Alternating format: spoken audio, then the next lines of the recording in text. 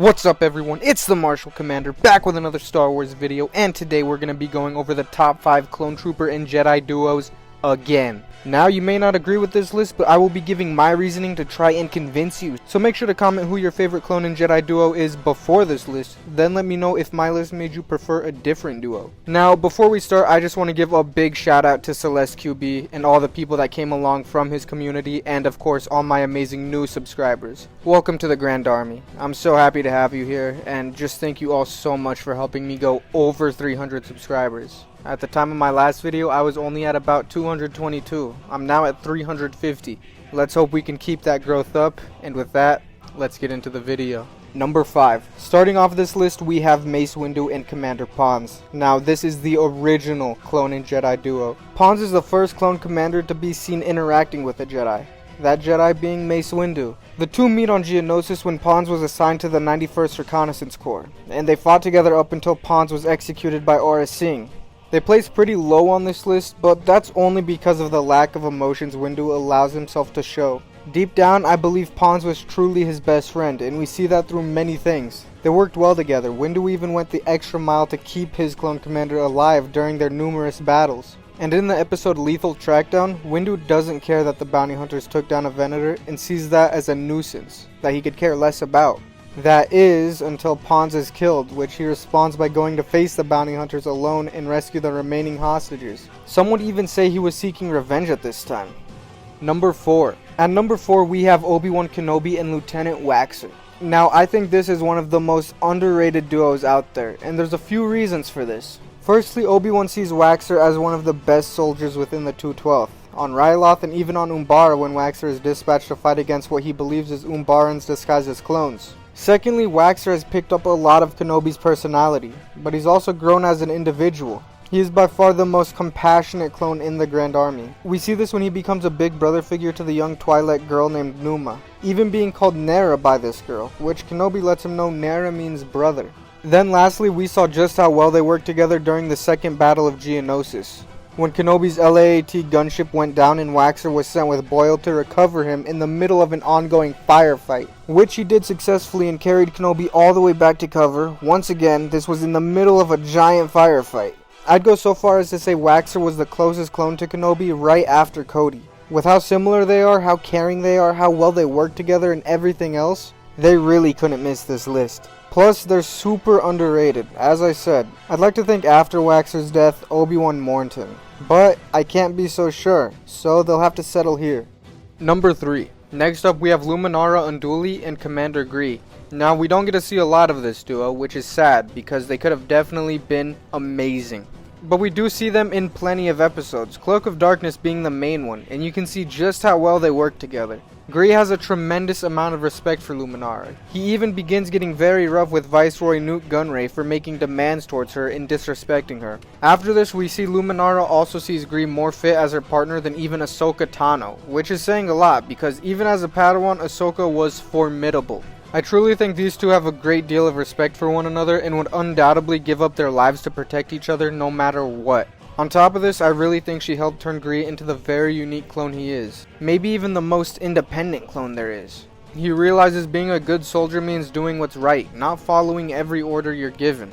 He also cares deeply about the people around him, including clones, civilians, and Jedi, as we see when he's willing to leave his post if Ahsoka and Luminara need assistance with Ventress, putting their lives over the defense of Nute Gunray, a very high value target to the Republic. To top it all off, Gree is pretty much Luminara's personal bodyguard. A lot of clone commanders are great soldiers, the best, but plenty of them definitely don't prioritize keeping their Jedi generals alive over the mission. Some do, but not many.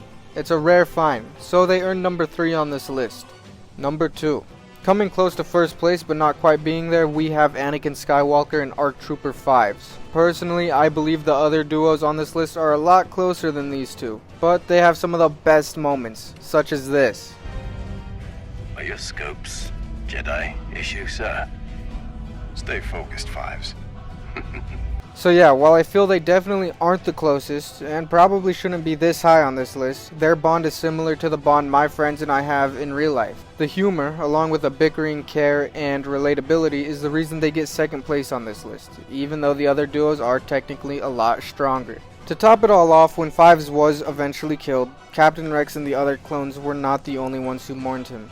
Anakin did as well, which many Jedi didn't take the time to do when they lost clones. So that mourning alone gave them second place on this list. Not to say I don't think the other Jedi wouldn't mourn their clones, but we never got to see that. There isn't too much else to say about this duo though. Everyone knows them, everyone loves them. They've been serving together since Fives and Echo were brought into the 501st after the Rishi Moon incident.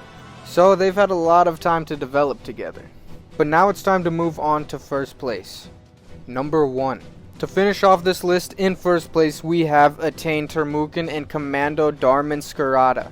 Now many of you may not know this duo, because they do only appear in novels such as the Republic Commando books, Omega Squad Targets, and Imperial Commando 501st. Now if you watched my last Clone and Jedi Duos ranked video, you'll remember Commander Bly and Ayla Secura placed in first due to their implied relationship. Well, Attain and Darman are in first place for the same reason, except they're not just hinted at or implied, they are together. Fun fact though, Arligan Zay, the same Jedi Master who caught Ayla Secura and Commander Bly, is the Master of Attain, yet didn't notice her in Darman. Anyways, while deployed on Coruscant to put a stop to the increasing terrorist activity, the two began a romantic relationship, willing to break the rules for one another. During this time, Attain even became pregnant, leading to the birth of their son, Venku Scarada. Sometime after all of this, during the Battle of Coruscant, the clone Jedi duo also gets married. Sadly though, like most friendships and relationships, the end of the Clone Wars brought tragic ends. When Order 66 was issued, Darman and his team refused to comply. While standing at a checkpoint being guarded by troopers of the 501st, a group of Padawans arrived and tried to break through. But Attain, witnessing a Jedi about to kill a clone, stepped in the way to defend him. Due to this, she was cut from shoulder to spine and died instantly. Darman broke almost completely after her death, even making a memorial to honor all of the fallen clones of the war and adding her as the only non-clone. Though they had their ups and downs like every couple, there was absolutely no way Attain and Darman wouldn't make this list. I would have even put them on my first list, but in my opinion they deserved first place, so I wanted to put them on a separate one. They were just too good, and if you haven't, I definitely recommend checking them out in the novels I listed earlier. Anyways, that's all for the video. I'm sorry for the short hiatus I took. I've been busy recently, and I'm also sorry if the quality in this video is lesser than the others. But I hope you all enjoyed. Let me know who your favorite Clone and Jedi duo is. If you did enjoy, make sure to leave a like, comment, and subscribe. Join the Grand Army. I'll see you all in the next one, and may the Force be with you. Looks like we got ourselves a batch of shinies, Commander.